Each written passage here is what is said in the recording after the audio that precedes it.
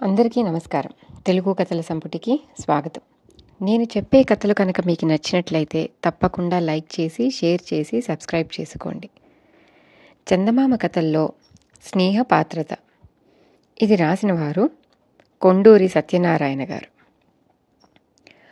అనురూపదేశపు రాజైన అనంతపాలుడు సంవత్సరంలో కొన్ని రోజులు మారువేషంలో దేశమంతా పర్యటించి తన ప్రజల కష్టసుఖాలు తెలుసుకుంటూ ఉండేవాడు. ఒకసారి ఆయన ఒక గ్రామ వీధిలో నడుస్తుండగా వీధి అరుగు మీద విచారంగా కూర్చుని ఉన్న ఒక ఆమె కనిపించింది.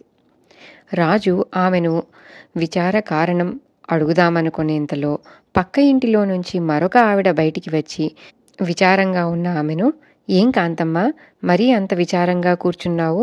అని అడిగింది. ఆ ప్రశ్న వింటూనే కాంతమ్మ కళ్ళనీళ్ళ పర్యంతమైపోతూ, "ఏం చెప్పను పార్వతమ్మ, రాక రాక అమ్మాయికి మంచి సంబంధం వచ్చింది. వాళ్ళు కట్నం పెద్దగా అడగలేదు, కానీ పెళ్లి ఖర్చులకైనా ఒక 1000 రూపాయలు సమకూడాలి కదా. ఆయన ఎన్ని చోట్ల ప్రయత్నించినా అప్పు కూడా పుట్టేలా లేదు" అన్నది.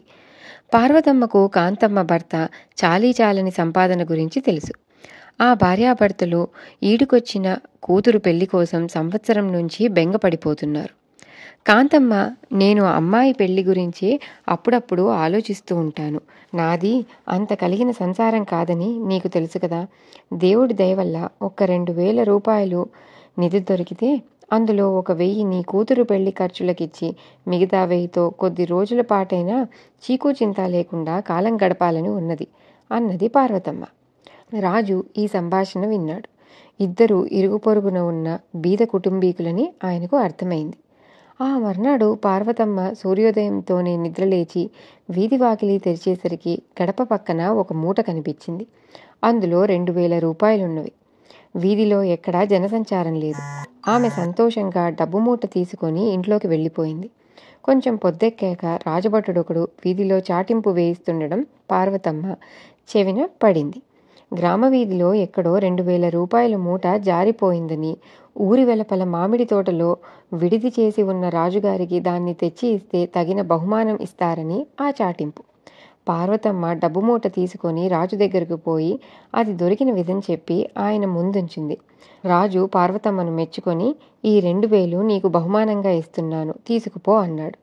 ఇంటికి తిరిగి వస్తూనే పార్వతమ్మ కాంతమ్మకు జరిగినదంతా చెప్పి, "ఈ డబ్బు దేవుడు, రాజుగారు కలిసి చేసిన సహాయం అనుకుందాం. ఇందులో 1000 రూపాయలు నీకిస్తాను. అమ్మాయి పెళ్ళి సమస్య తీరిపోయింది" అంటూ మూటలోంచి 1000 రూపాయలు లెక్కపెట్టి కాంతమ్మకు ఇచ్చింది.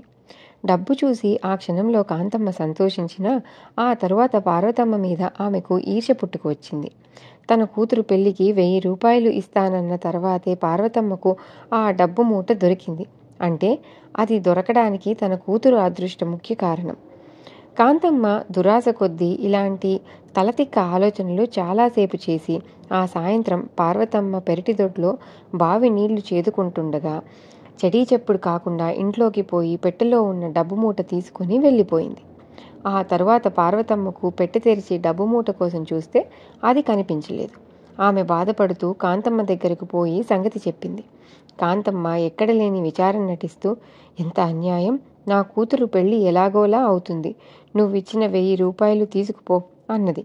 "అలా అనకు, ముందు పెళ్లి ముఖ్యం. ఆ 1000 రూపాయలతో నా దరిద్రం తీరేనా" అన్నది పార్వతమ్మ. కాంతమ్మ దొంగలా పార్వతమ్మ ఇంట్లోకి పోవడం, డబ్బు మూటతో తిరిగి బయటికి రావడం రాజుగారు కాపలా పెట్టిన 2 భటులు వీధి అవతల ఒక ఇంటి ముందు కూర్చొని గమనించారు. వాళ్ళు కాంతమ్మ ఇల్లంతా వెతికి 2000 రూపాయలు పట్టుకొని ఆమెను, పార్వతమ్మను రాజు దగ్గరకు తీసుకుపోయారు.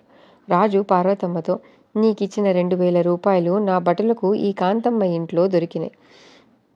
పొరుగున ఉండి స్నేహం నటిస్తూ ఇలాంటి ద్రోహం చేసినందుకు ఈమెను కఠినంగా శిక్షించబోతున్నాను" అన్నాడు. కాంతమ్మ వణికిపోతూ చేసిన నేరం ఒప్పుకోబోతున్నంతలో పార్వతమ్మ అడ్డుపడి రాజుతో, "ప్రభు, మీ భటులు పొరపాటు పడ్డారు. నేను మొదట్లో కాంతమ్మ కూతురు పెళ్లికి ఒక 1000 రూపాయలు ఇస్తే సరిపోతుందనుకున్నాను. కానీ కొంత ఆలోచించిన మీదట 2000 ఇవ్వడం బావుంటుందని తోచింది. అలాగే ఇచ్చాను. ఒక 1000 రూపాయలు పెట్టెలో మూలుగుతున్నంత మాత్రాన నాకు ఒరిగేదేమిటి" అన్నది. పొరుగింటావిడ తప్పిదాన్ని కప్పిపుచ్చేందుకు పార్వతమ్మ ఇలా చెబుతున్నదని గ్రహించిన రాజు మనసులోనే ఆమె స్నేహపాత్రతను మెచ్చుకొని పార్వతమ్మతో, నీ నిజాయితీ మెచ్చదగింది. ఆ 2000 రూపాయలతో పాటు నీకు మరొక 1000 రూపాయలు బహుకరిస్తున్నాను.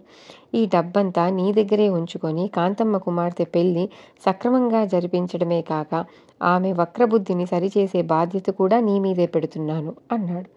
డబ్బు తీసుకొని ముందు పార్వతమ్మ చేసిన తప్పుకు చెంపలు వేసుకుంటూ వెనుకగా కాంతమ్మ ఇళ్లకు బయలుదేరారు. ఇది కథ. తిరిగి ఇంకో చందమామ కథతో మళ్ళీ కలుద్దాం. అంతవరకు సెలవు.